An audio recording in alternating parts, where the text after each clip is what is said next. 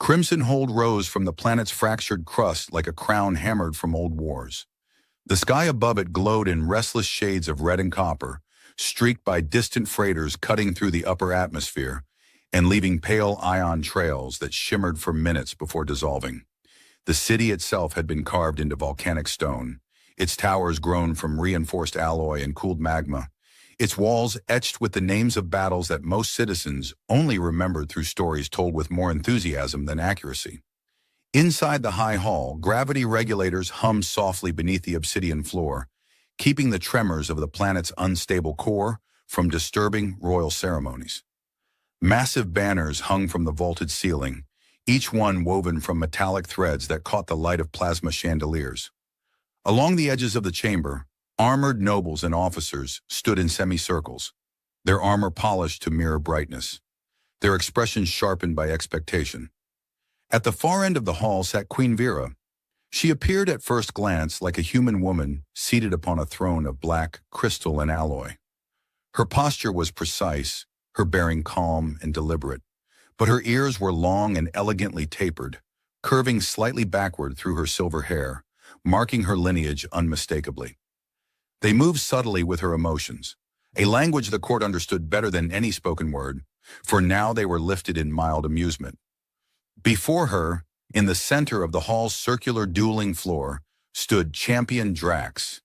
He was broad-shouldered and plated in layered crimson armor, the metal etched with sigils representing confirmed kills. A plasma axe rested across his back, its edge glowing faintly with restrained energy.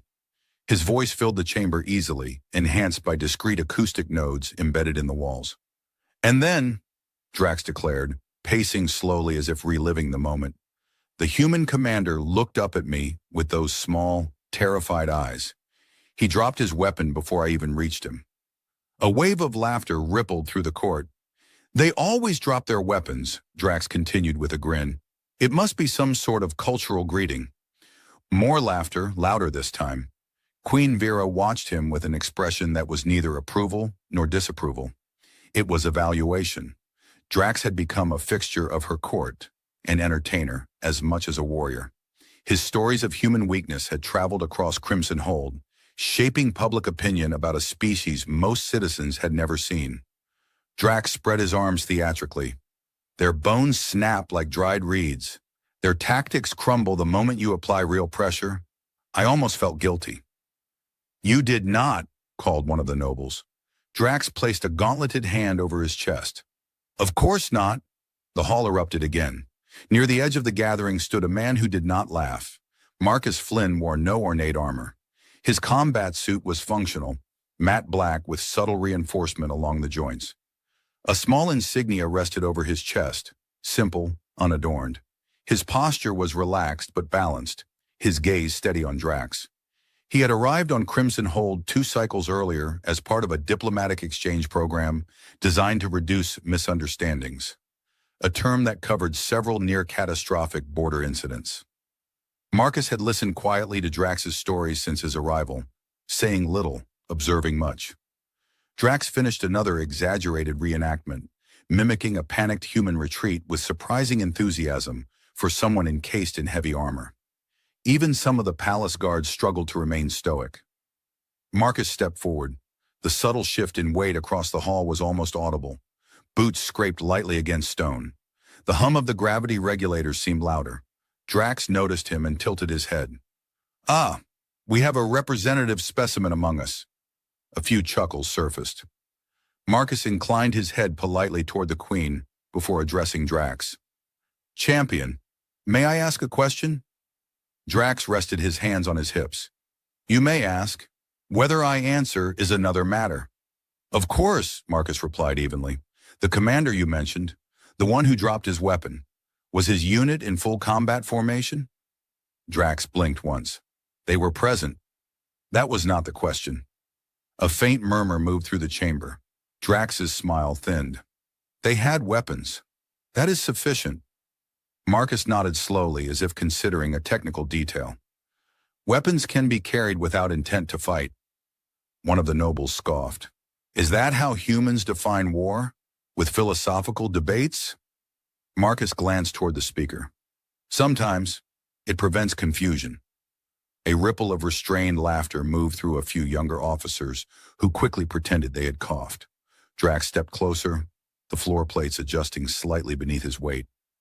Are you suggesting my victories were misunderstandings? I am suggesting, Marcus said calmly, that I would like to understand them better. Queen Vera's elongated ears shifted, angling forward. Interest. Drax laughed, but there was a sharper edge to it now. Understand this, human. I have faced your kind in open field and urban corridors. They scatter. Marcus's expression did not change. Some do. And you do not? Not when it matters. Silence expanded outward from the center of the hall like a pressure wave. Drax leaned down slightly, his armor whirring softly. Do you believe you could stand where your commander fell? Marcus met his gaze without visible strain. If he fell in combat, yes. And if he did not? The question lingered longer than comfort allowed. Drax straightened abruptly, waving a dismissive hand. You speak in riddles. I prefer clarity, Marcus replied, which is why I would like to request a demonstration. Demonstration? Drax echoed. A duel, Marcus said simply. For a heartbeat, no one moved. Then the hall erupted, not in anger, but in astonished amusement. A human soldier, lightly equipped, challenging Crimson Hold's champion inside the Queen's own hall. Drax threw his head back and laughed. You are either very brave or very poorly informed. I have been called both, Marcus said. Even Queen Vera allowed the faintest curve of a smile. Drax gestured broadly toward the dueling floor. You understand that this arena records every movement. It analyzes force output, reaction speed, structural integrity. Your performance will be archived. Marcus glanced down at the floor, where faint energy lines pulsed beneath translucent alloy panels. Good, he said. Accurate records are important. And when you are flattened? Drax asked. Marcus considered this with apparent seriousness. Then at least it will be educational. A few nobles laughed despite themselves. Queen Vera rose from her throne, and the chamber fell instantly silent. Her long ears framed her face like pale blades of moonlight against the red glow of the hall. You request formal combat under Crimson Hold law? She asked, her voice carrying without amplification. I do, Your Majesty, Marcus said, bowing with measured precision. And you accept, Champion Drax? Drax struck his chest with a gauntleted fist, with enthusiasm. Vera studied Marcus for a long moment. There was no visible tremor in him, no bravado either, just stillness. It was not the stillness of fear, nor of arrogance. It was something she had seen only rarely, discipline unadvertised. Very well, she said at last. The duel will take place at the next solar rise. A murmur of excitement surged through the hall. Drax stepped back, already basking in anticipated victory. Rest well, human. You will need it. Marcus inclined his head again. I sleep quite efficiently. Drax frowned slightly. Is that meant to intimidate me? No, Marcus replied. It is simply true. As the court began to disperse in animated clusters of speculation, Queen Vera remained standing, her gaze following the human soldier as he turned and walked toward the exit. One of her advisors leaned closer. Majesty, shall we prepare medical contingencies? Yes, Vera said softly. For the human? Her elongated ears shifted again, subtle and thoughtful. For both, she replied. The next solar rise over Crimson Hold did not arrive gently. It tore across the horizon in a flare of molten orange, washing the volcanic ridges in light that seemed almost liquid. Atmospheric stabilizers along the city's outer walls activated in synchronized pulses, diffusing the harsher radiation into something survivable, if not entirely pleasant. From above, orbital sentry platforms rotated in lazy arcs, their targeting arrays scanning empty space with disciplined paranoia. Within the capital, however, attention was focused elsewhere. The dueling arena beneath the high hall had been recalibrated overnight. Adaptive floor panels ran diagnostic sequences, shimmering from dark obsidian to translucent silver as they tested impact thresholds.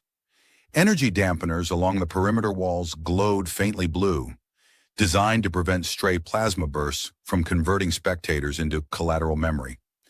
Technicians moved briskly along elevated maintenance rails, adjusting holographic projection nodes. The duel would be recorded from multiple spectrums: visual, thermal, kinetic, neural response mapping. Crimson Hole did not merely witness combat, it analyzed it. In a preparation chamber carved directly into the cooled magma beneath the hall, Drax stood as servitors secured his armor plates into final alignment. Micro-servo systems whirred softly as they tightened the crimson plating across his shoulders.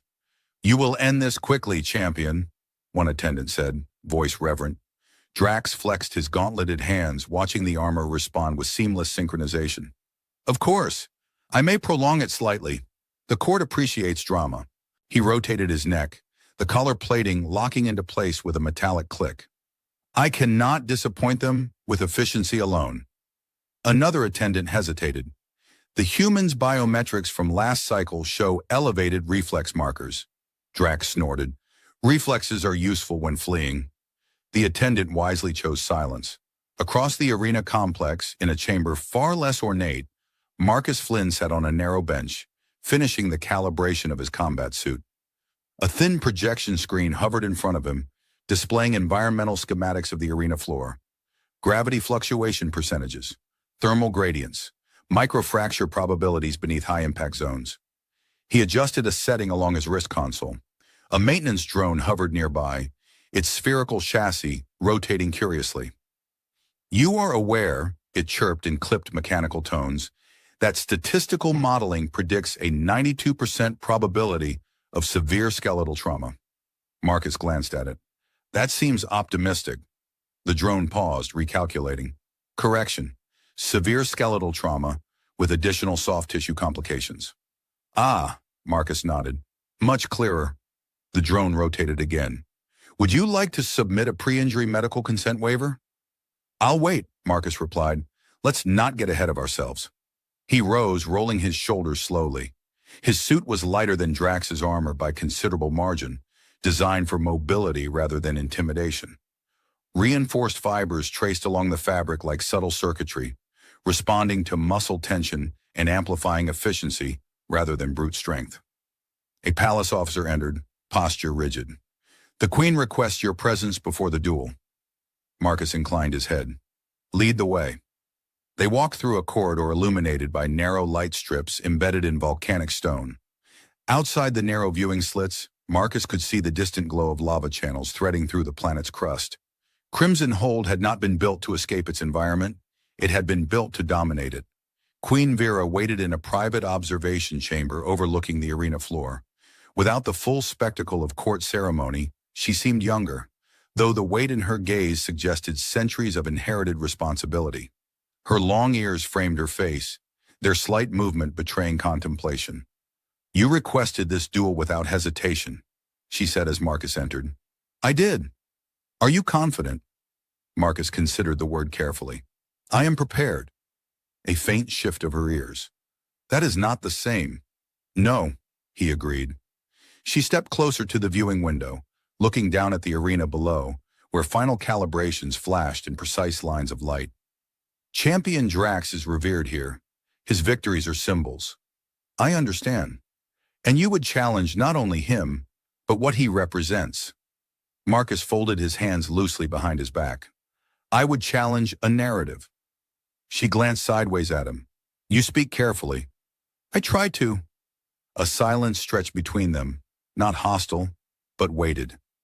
"You believe his stories are incomplete," Vera said quietly. "I believe," Marcus replied, "that stories often improve with editing." Despite herself, a brief soft sound escaped her, almost laughter. It was quickly contained, but not entirely erased. "You are either very bold," she said, "or very foolish." "I've been called both recently," Marcus answered. Her gaze sharpened, but amusement lingered beneath it. "If you defeat him, I am not here to humiliate your champion. And if you are defeated," Marcus met her eyes steadily, "then the records will show that I stood." Her ears angled forward slightly. "Respect. You may find," she said after a moment, "that Crimson Hold does not adapt quickly." Marcus allowed a faint smile. "Then perhaps it will adapt gradually."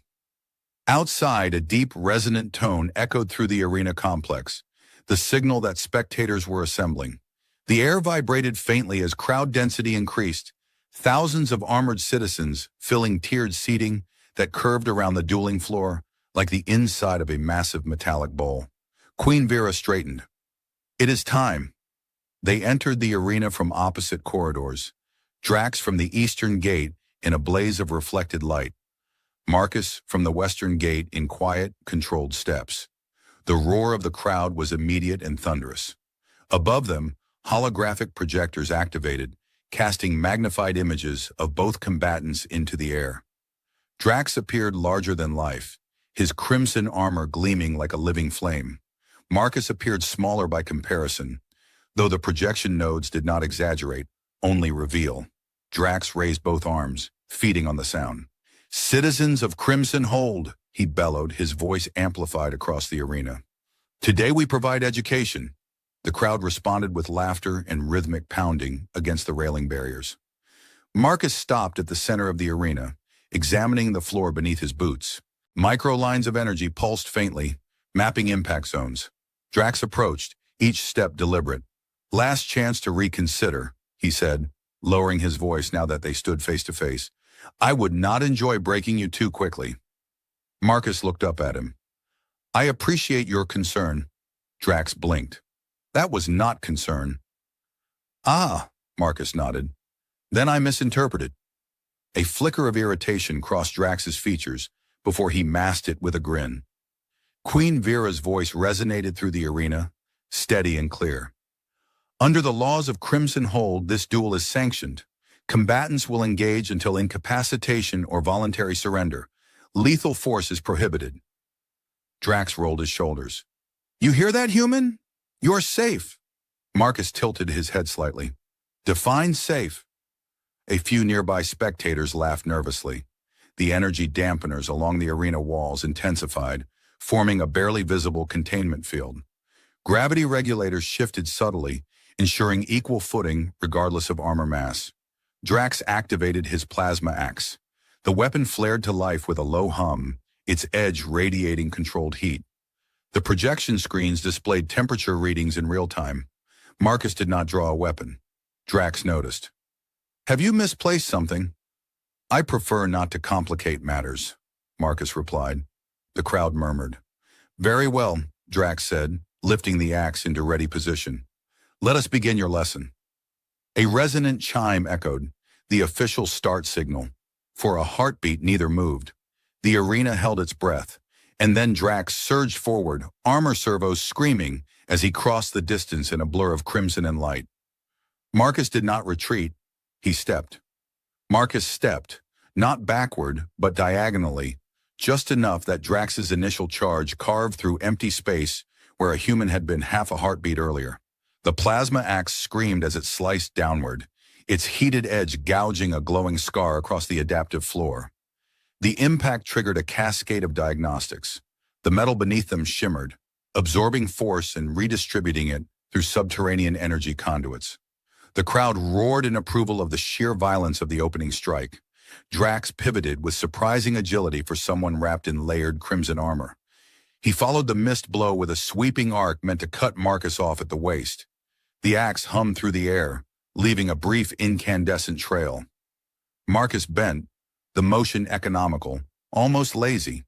The blade passed close enough to warm the air against his shoulder, but it did not touch him. He stepped again, placing himself just outside Drax's center line. From the elevated throne platform, Queen Vera's elongated ears angled forward sharply. Drax snarled and reversed his grip, bringing the axe down in a vertical smash designed to overwhelm evasion. The floor buckled slightly under the force, though the stabilizers held firm. Marcus did not attempt to block. He shifted left, allowing the axe to embed momentarily in the adaptive metal. In that fragment of a second, while Drax's servo motors recalibrated to free the weapon, Marcus tapped the inside of Drax's armored forearm with 2 precise strikes of his palm. The projection screens magnified the contact points. Sensors lit up along Drax's gauntlet, micro-disruptions in the servo feedback loop. Drax wrenched the axe free and stumbled half a step, not from pain, but from unexpected resistance within his own armor. The crowd's roar faltered into confused murmuring. "What was that?" one noble demanded loudly. Marcus had already moved away, resetting his stance. Drax flexed his forearm. The servo whine returned to normal, though a flicker of recalibration data scrolled briefly across the holographic overlay above him. "You strike like a technician," Drax growled. Marcus offered a small shrug. "I've repaired machinery before." A few scattered laughs rose uncertainly from the stands. Drax charged again, this time less theatrically, more focused. He feinted high, then pivoted into a low sweep aimed at Marcus's legs.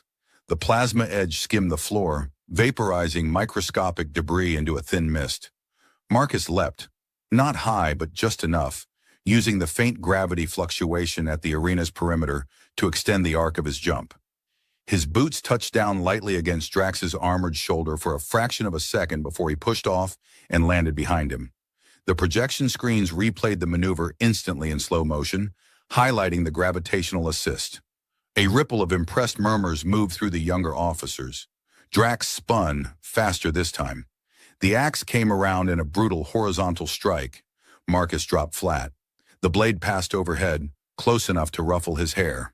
For a moment he lay on his back staring up at the volcanic sky visible through the arena's open dome. "Interesting ceiling," he muttered. The nearest spectators heard him through directional audio pickups and burst into startled laughter. Drax roared and brought the axe down toward Marcus's chest. Marcus rolled, the weapon slamming into the floor again. Sparks and molten fragments flared outward, instantly contained by the dampening field. As Drax attempted to lift the embedded axe, Marcus kicked sharply at the back of the champion's knee joint. The impact registered on the projection display as a spike of localized stress. Drax's leg buckled slightly. For the first time, he lost full balance. Marcus rose smoothly as Drax staggered forward 2 heavy steps. The human did not pursue with a barrage of strikes. Instead, he circled, forcing Drax to turn, to reset, to spend energy. The rhythm of the duel shifted. Drax attacked with raw power, each movement consuming fuel from the micro-reactors embedded in his armor. Marcus moved with measured efficiency, his suit amplifying muscle precision rather than brute output. From her vantage point, Queen Vera watched the data streams flicker across the holographic overlays. Drax's force output was impressive, but erratic. Marcus's metrics were steady, almost unnervingly consistent. Drax lunged again, abandoning wide swings for a direct thrust. The plasma edge shot forward like a spear. Marcus stepped inside the arc. Gasps rippled through the arena. The axe's half brushed his shoulder as he closed distance. He planted his hand against Drax's armored chest and twisted sharply, redirecting the forward momentum. The maneuver was subtle, almost invisible without the projection's highlighted vectors. Drax stumbled past him. Marcus tapped the side of Drax's helmet lightly with 2 knuckles. The sound carried faintly through the amplification system. "Your left side lags by a millisecond," Marcus said conversationally. The insult was not in the words, but in the calm tone. Drax whirled, fury flushing through his features. "Stand and fight!" "I am," Marcus replied. Laughter, louder now, rolled across the stands. Drax surged forward in a renewed assault, abandoning measured tactics entirely. His axe became a storm of red arcs and incandescent flashes. The floor trembled under the repeated impacts. Marcus retreated for the first time, though not in panic. He gave ground deliberately, guiding Drax toward the outer ring, where gravity modulation fluctuated slightly stronger. Another heavy strike came. Marcus shifted sideways at the last instant, and Drax's foot crossed into the altered gravity zone mid-swing. The effect was subtle but decisive. His downward blow carried just a fraction too much force under the slightly reduced gravity. The axe struck deeper than intended, momentarily anchoring him. Marcus stepped forward and drove a precise strike into the joint beneath Drax's shoulder plating. The servo system sparked visibly this time. Drax roared, wrenching free, but his right arm hesitated a fraction of a second before responding. Queen Vera's ears lowered slightly. "Who trained you?" Drax demanded through gritted teeth. Marcus exhaled steadily. "People who didn't enjoy losing." The crowd quieted again. Drax abandoned the axe entirely. The weapon clattered to the floor, its plasma edge dimming automatically upon release. The arena's containment field recalibrated instantly, adjusting threat parameters. Drax charged barehanded, armor servos compensating for the compromised shoulder. He struck with crushing force, fists like falling meteor fragments. Marcus met the first punch not with a block, but with a deflection, guiding it past his ribs. The second he absorbed partially, sliding backward several meters across the smooth surface. A cheer rose. Drax had finally landed something solid. Marcus steadied himself, flexing his fingers once. His suit registered mild trauma along his left flank. Better, he admitted. Drax closed in, attempting to grapple. The two collided in a thunderous impact of armor against reinforced fabric. For a moment, they were locked chest to chest. Drax attempted to overpower him through sheer mass. Marcus shifted his weight, dropping lower, adjusting his center of gravity in micro increments. He twisted sharply at the waist while hooking Drax's compromised shoulder joint. The movement was almost gentle. The effect was not. Drax's own forward force carried him over Marcus's hip. The champion of Crimson Hold crashed onto his back with enough force to send a vibration through the arena floor. Silence. Absolute and stunned. Marcus stepped back immediately, not pressing the advantage. He gave Drax space to rise. The projection screens displayed impact metrics. Drax rolled to one knee, breathing heavily, armor flickering with minor system warnings. The crowd's energy had shifted completely. There was no laughter now, only intense focus. Drax looked up at Marcus with something new in his eyes. Not mockery, not fury alone, but realization. "You fight," he said slowly, "like you expect to survive." Marcus nodded once. "That's usually the goal." A few nervous chuckles broke the tension. Drax pushed himself upright. They faced each other again, no longer caricatures in a courtly spectacle, but combatants measuring one another honestly. Above them, Queen Vera leaned forward slightly, her elongated ears angled toward the arena floor, absorbing every word, every movement, every recalculated assumption. And for the first time since the duel had begun, Crimson Hold understood that this was no longer entertainment. Drax did not rush this time. He stood across from Marcus, chest rising and falling beneath dented crimson plating, recalibrating more than just armor systems. The arena lights adjusted automatically, compensating for thermal distortions left by the earlier plasma strikes. High above, recording drones hovered in perfect triangular formation, their lenses narrowing as biometric overlays streamed across the holographic displays. Marcus rolled his shoulders once, slow and unhurried. The faint bruise beneath his suit pulsed with dull warmth, but his breathing remained steady. "You are not what I was told," Drax said at last. Marcus tilted his head. "I've been told that before. That humans panic," Drax continued, circling cautiously. "That they collapse under pressure? Some do," Marcus replied, matching the circle. "So do some of yours." A few uneasy laughs escaped from the upper tiers. Drax's eyes narrowed. "The ones I faced did not fight like you." Marcus didn't answer immediately. He waited until Drax's orbit carried them past a gravitational seam in the floor. "Where did you face them?" "In the outer settlements, on the mining belts, in the fractured colonies beyond your central authority." Marcus's expression shifted. Barely, but enough. "Those weren't military strongholds," he said quietly. Drax's jaw tightened. "They carried weapons." "So do engineers in unstable environments," Marcus replied. "So do security teams guarding evacuation routes." A ripple moved through the crowd again. Quieter this time, heavier. Drax lunged suddenly, abandoning conversation for impact. His fist drove forward with renewed aggression. Marcus pivoted sharply, deflecting the strike. He did not counterattack immediately. Instead, he let Drax's momentum carry him past once more. The pattern was becoming familiar. "You hesitate," Drax growled, spinning back. "I choose," Marcus corrected. Drax swung again, forcing Marcus backward toward the arena's inner boundary. The adaptive panels beneath them shifted color as impact thresholds recalculated in real time. "Were they organized?" Marcus asked, slipping beneath another punch. "Did they hold formation?" Drax snarled. "They scattered." "From you," Marcus said evenly. The next exchange was faster. Drax driving forward in a series of short-range strikes, Marcus absorbing, redirecting, stepping. The projection screens highlighted stress fractures in Drax's shoulder joint where earlier impacts had weakened servo integrity. The crowd could see it now.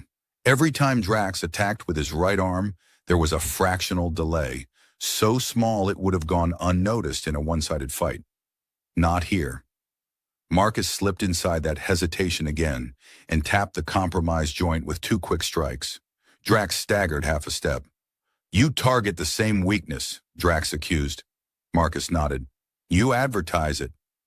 A few startled laughs burst out before dying quickly. Queen Vera's elongated ears lowered slightly, then lifted again. She was not offended by the humor. She was absorbing the pattern. Drax roared and charged with full body weight, attempting to grapple once more. This time he adjusted his angle, compensating for gravity fluctuation.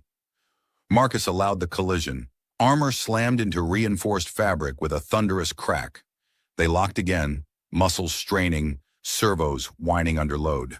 Drax pushed forward, forcing Marcus backward several meters. The arena floor beneath Marcus shimmered as pressure sensors spiked into warning ranges. "You are strong," Drax said through clenched teeth. "I try to stay in shape," Marcus replied.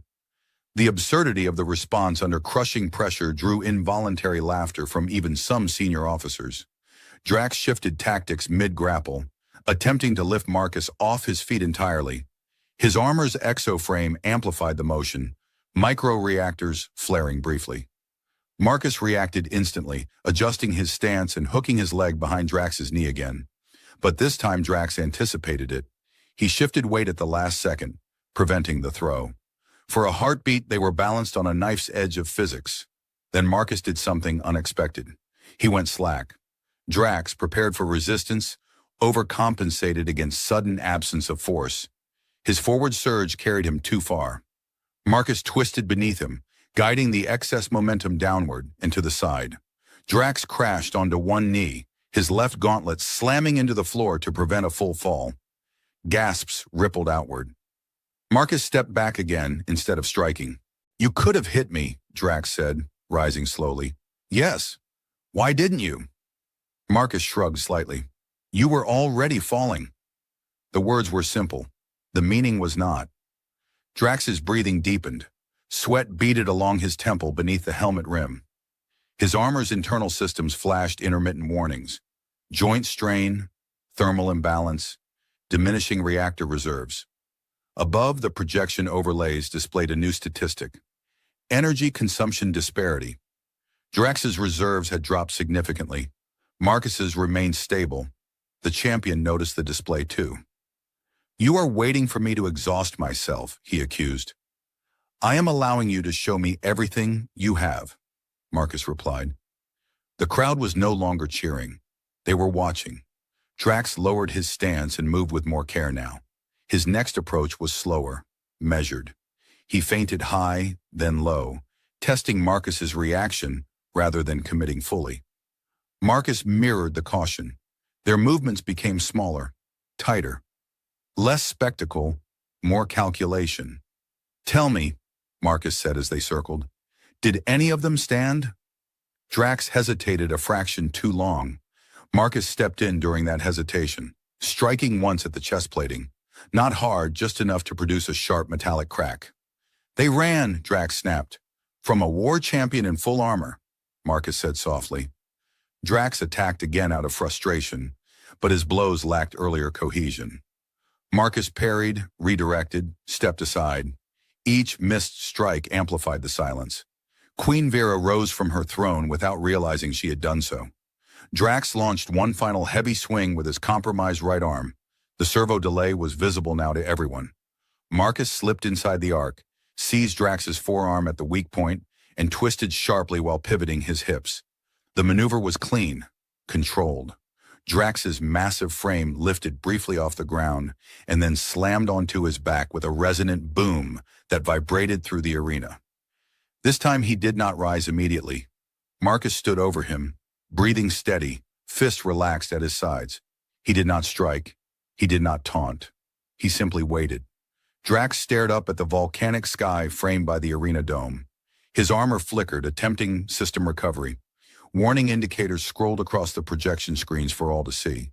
"You," Drax began, then stopped. Marcus crouched slightly, lowering himself into Drax's line of sight. You fought people who were not prepared for you, Marcus said quietly enough that only the amplification notes carried it clearly. That is not the same as defeating soldiers. The words settled over the arena like falling ash. Drax's chest rose and fell. He could attempt to rise again. The rules permitted it, but his armor's stability metrics had dipped into critical margins. The silence stretched, and for the first time in his career, Champion Drax did not look at the crowd for validation. He looked at Marcus. Above them, Queen Vera's elongated ears lowered fully, not in shame, but in contemplation. The arena did not erupt. That was the strangest part. For cycles beyond counting, Crimson Hold had answered every decisive blow with thunder. Boots striking metal, fists against railings, voices roaring approval for dominance.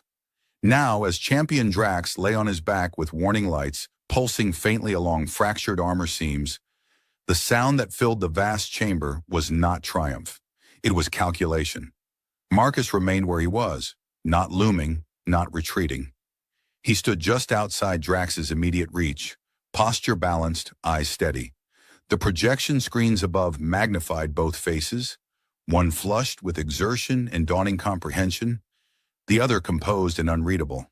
Drax's gauntleted fingers flexed against the floor. His armor attempted to compensate, redistributing power to stabilize compromised joints. A status overlay flickered above him for all to see. Reactor reserves low, right shoulder servo instability, structural stress at 23% above safe threshold. He could rise again, but the numbers did not flatter him. Marcus crouched slowly, lowering himself so that their gazes aligned. The containment field hummed faintly around them, holding the world in a silent bubble. "You are still conscious," Marcus said mildly.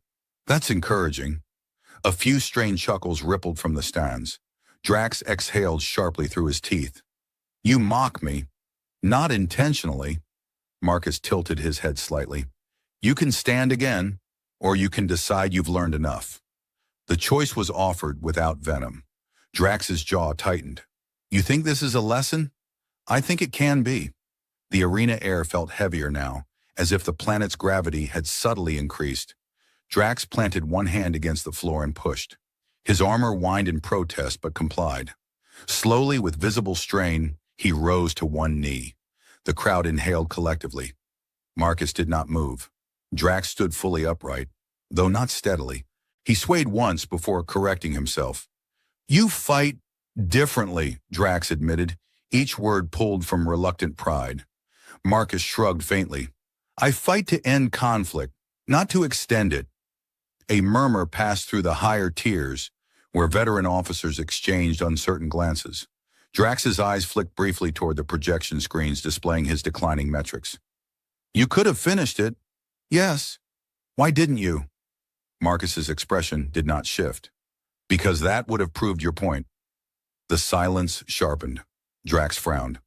"Explain."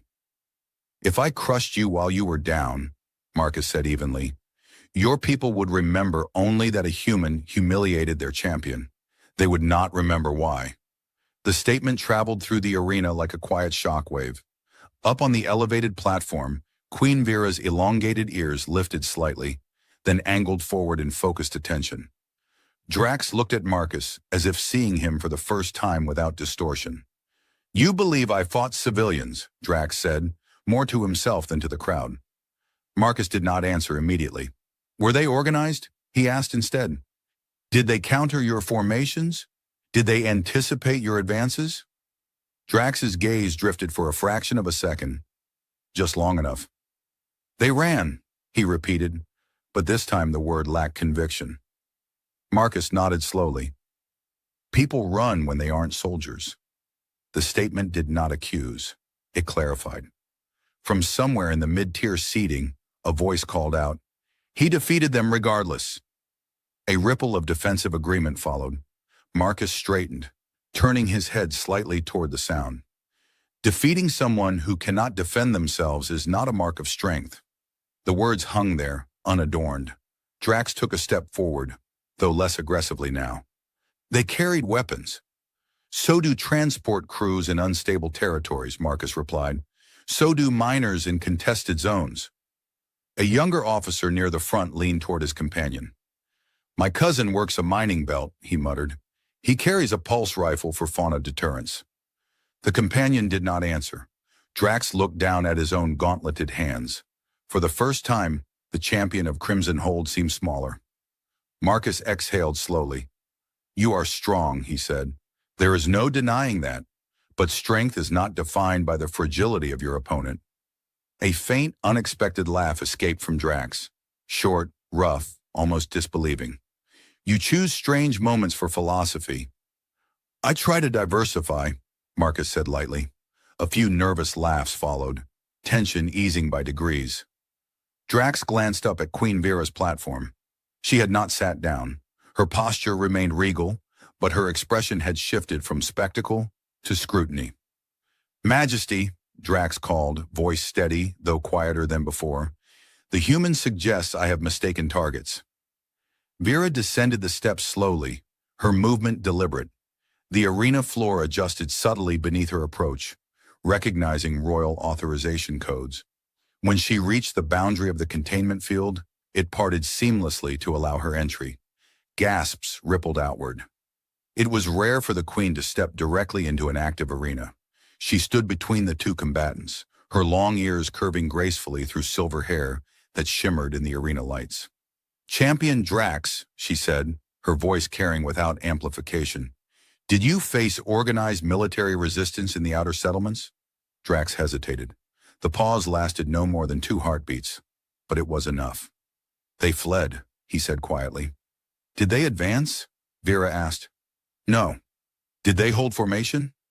No. A deeper silence settled. Marcus stepped back respectfully, allowing the exchange to unfold without interference. Vera turned her gaze toward the projection screen still displaying combat analytics, reaction times, force output, energy expenditure. Numbers did not lie easily. Marcus Flynn, she said without looking at him, you have demonstrated restraint. I have demonstrated preference, Marcus replied. For what? For correction. Drax's shoulders sagged slightly beneath his armor. A faint tremor passed through the upper seating tiers as spectators shifted uncomfortably. Vera faced her champion fully now. You were celebrated, she said, not harshly, but firmly. Your victories shaped perception. Drax swallowed. I believed they were enemy forces, he said, though uncertainty threaded the claim. Marcus spoke quietly. Did they fire first? Drax did not answer. That silence was louder than any roar. One of the senior nobles rose abruptly. This is a duel, not a tribunal. Vera's elongated ears angled sharply toward the protester. It has become both. The noble sank back into his seat. Marcus stepped slightly closer to Drax, but not threateningly. You can still be what they think you are, he said. A warrior. Drax let out a slow breath. And how is that different from what I have been? Marcus considered the question carefully. A warrior fights those who can fight back, he said, and protects those who cannot. The arena's overhead drones adjusted their position, zooming in on Drax's face. He looked older suddenly, tired. Are humans always this irritatingly precise, he muttered. Marcus allowed himself a faint smile. Only before lunch. A soft, reluctant wave of laughter spread through the crowd, breaking the tension enough to allow air into lungs that had forgotten how to breathe. Vera studied both men. This duel is concluded, she declared at last. Champion Drax is defeated. The word did not echo with humiliation. It resonated with inevitability. Drax lowered his head, not in disgrace but in acknowledgement. Marcus stepped back fully now, offering space. The containment field dissolved entirely. For several long seconds no one moved. Then slowly, uncertainly, scattered applause began. Not the thunder of domination, but something quieter, something more complicated. Drax removed his helmet. The metal hissed softly as internal seals disengaged. His face, flushed and damp with exertion, was fully visible to the court for the first time since the duel began. He looked at Marcus. You did not destroy me, he said. No, Marcus replied. Perhaps that is why this hurts more. Marcus nodded once. Growth usually does. Drax barked a short laugh despite himself. You truly are unbearable. I've been told. The tension eased further. Queen Vera turned to face her people. Strength, she said clearly, will no longer be measured by the absence of resistance. Her elongated ears lifted, framing her face with renewed authority.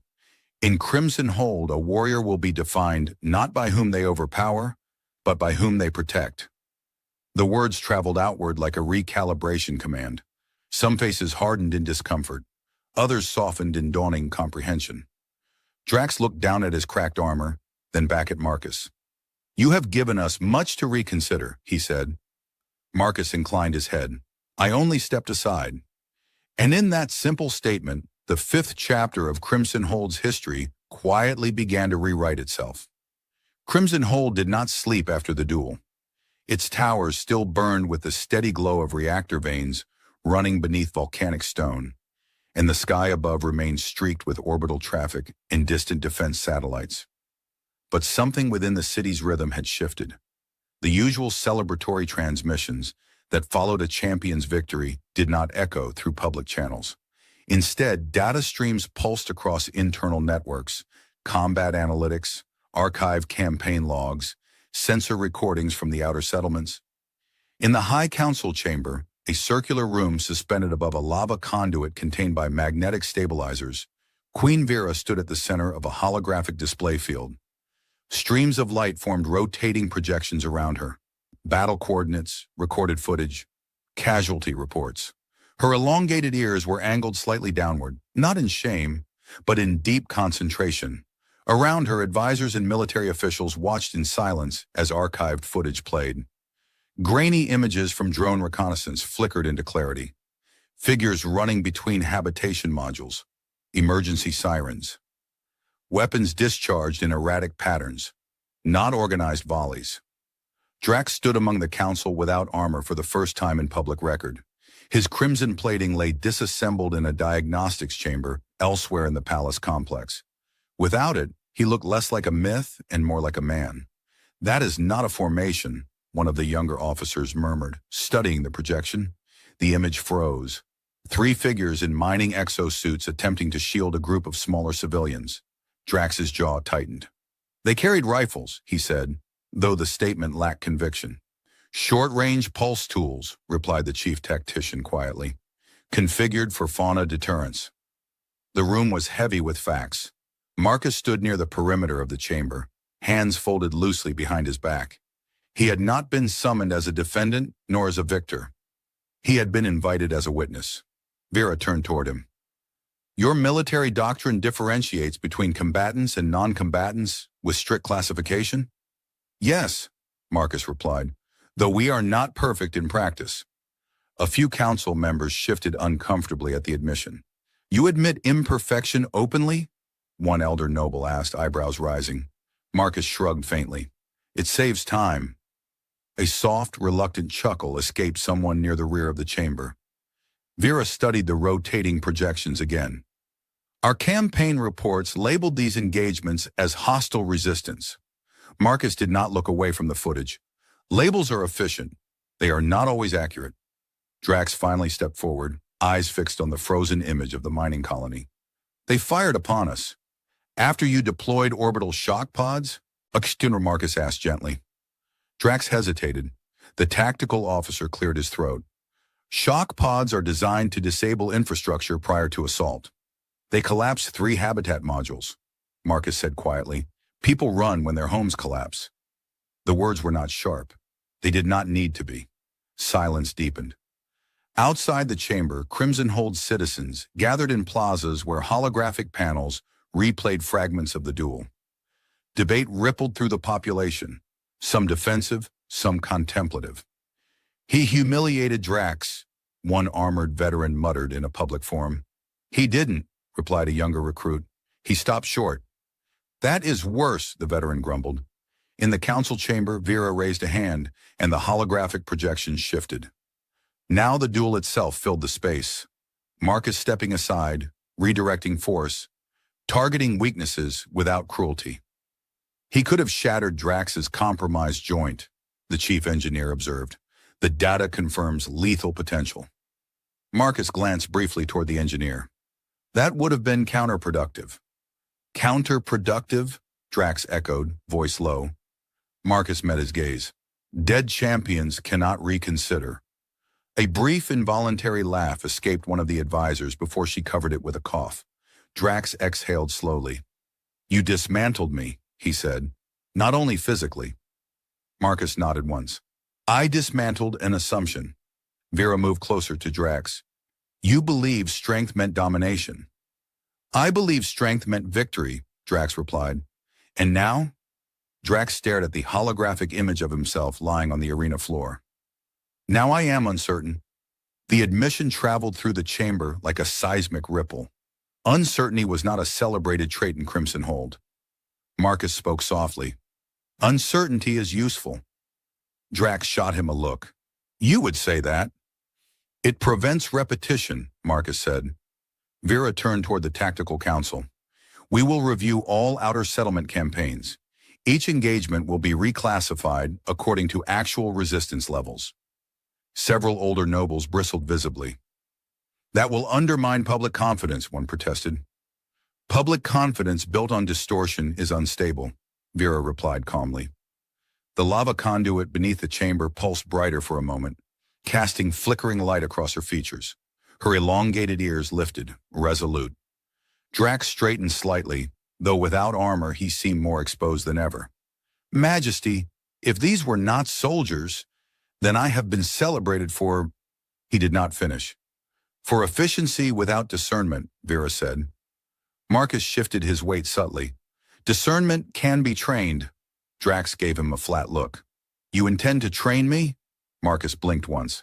If requested. A few council members exchanged surprised glances. The idea of Crimson Hold's champion learning from a human would have been unthinkable one solar cycle ago. Vera regarded both men carefully. Would you accept instruction? She asked Drax. Drax's jaw flexed.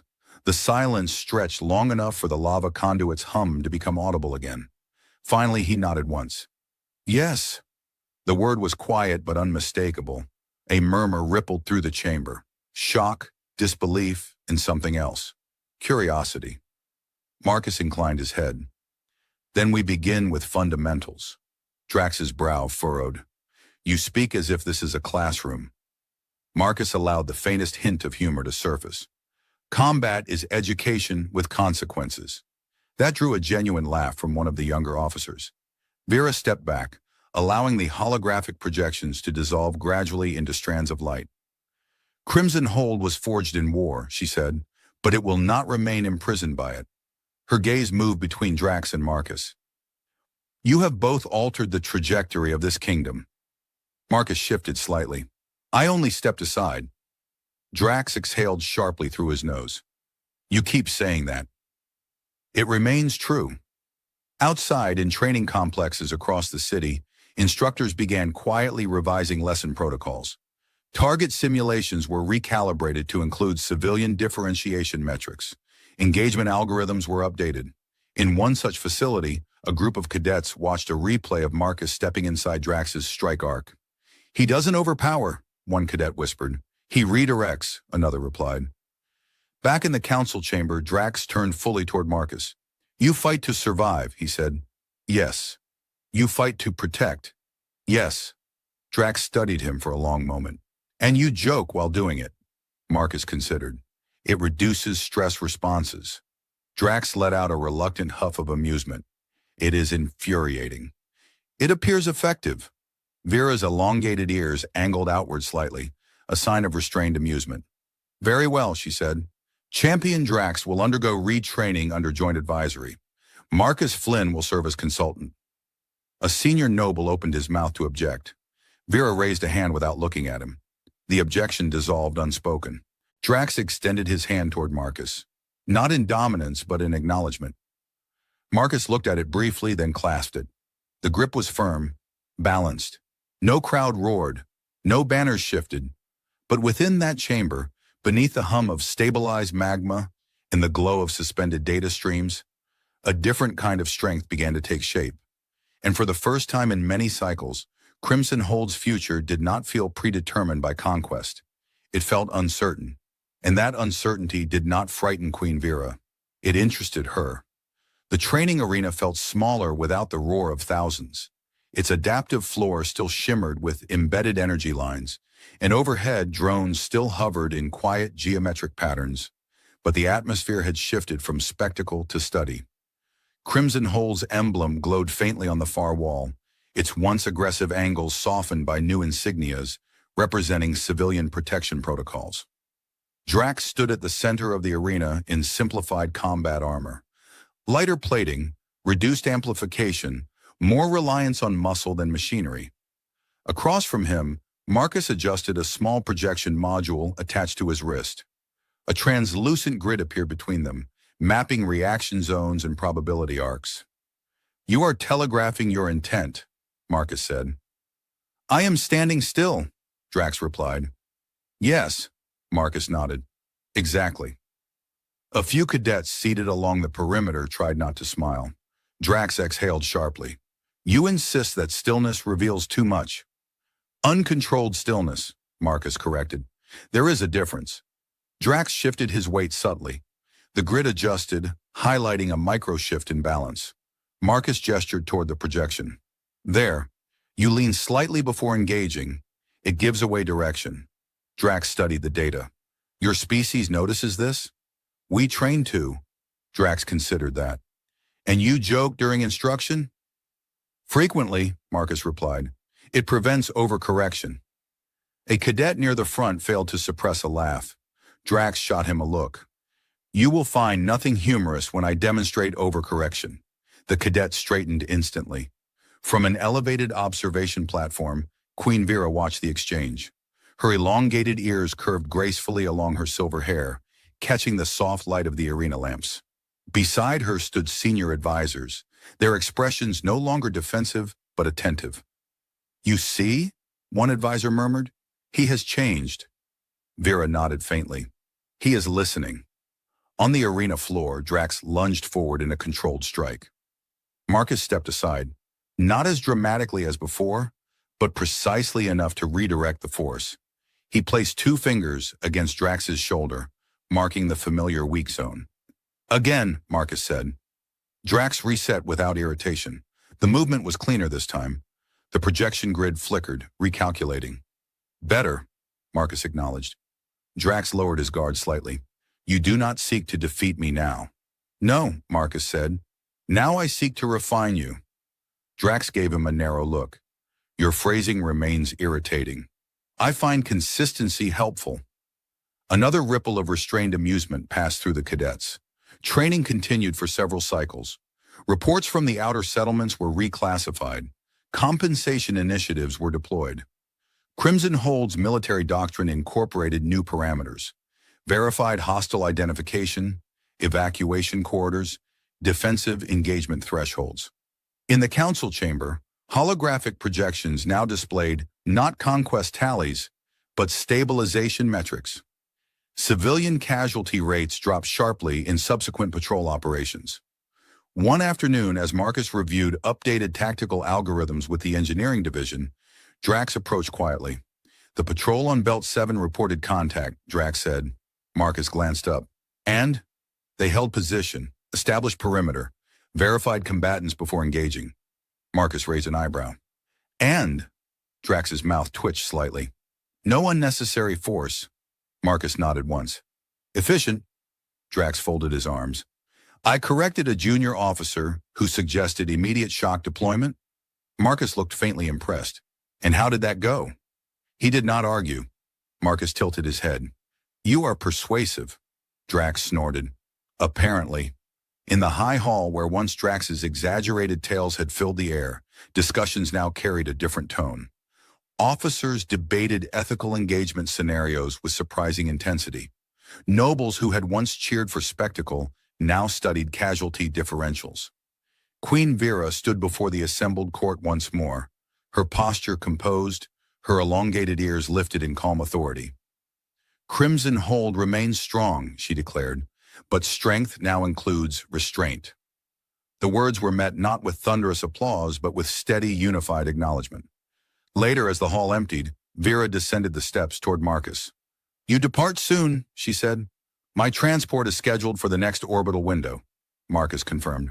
You could remain, she offered. Marcus smiled faintly. I suspect my command would object. Vera's ears angled slightly in curiosity. You do not desire recognition for what you have done? Marcus considered the question. Recognition complicates clarity, he said at last. Vera studied him for a long moment. You have altered this kingdom without conquering it. I stepped aside, Marcus replied. She allowed a small, genuine laugh. You are remarkably committed to that phrase. It seems accurate. Behind them Drax approached, now fully armored once more. But the armor bore subtle modifications.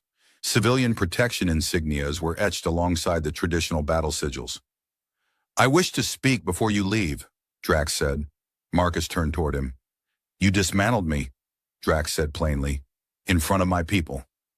Marcus nodded.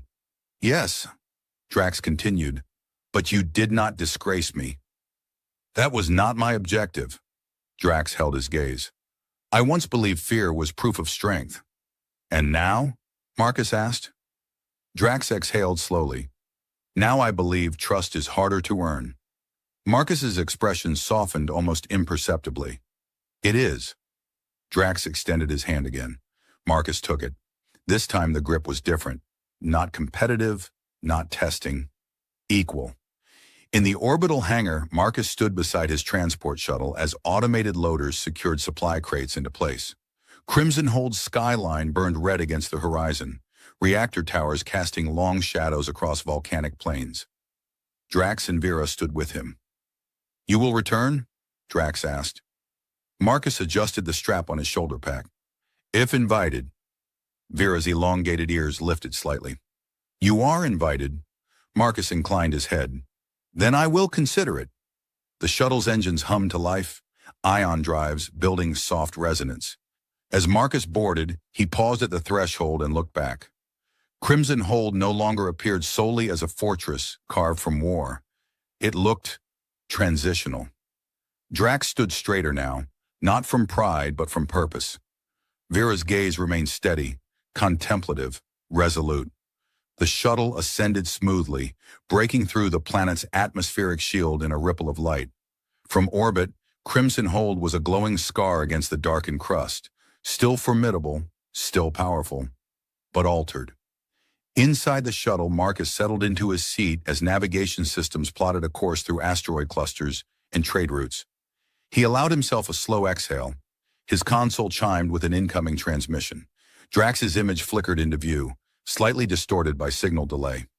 You neglected to answer one question, Drax said. Marcus raised an eyebrow. Which one? Are humans always this irritatingly precise? Marcus smiled. Only when it matters.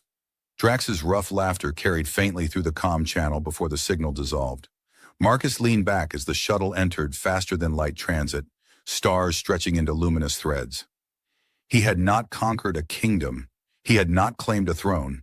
He had simply stepped aside, again and again, until force met emptiness and assumptions collapsed under their own weight. On Crimson Hold, cadets trained with new parameters. Patrol commanders verified before striking. Stories in the High Hall shifted from exaggerated triumph to measured accountability. Champion Drax still fought, but now he fought enemies who could fight back. And Queen Vera ruled not through spectacle alone, but through discernment sharpened by confrontation. The difference between a killer and a warrior had once been blurred beneath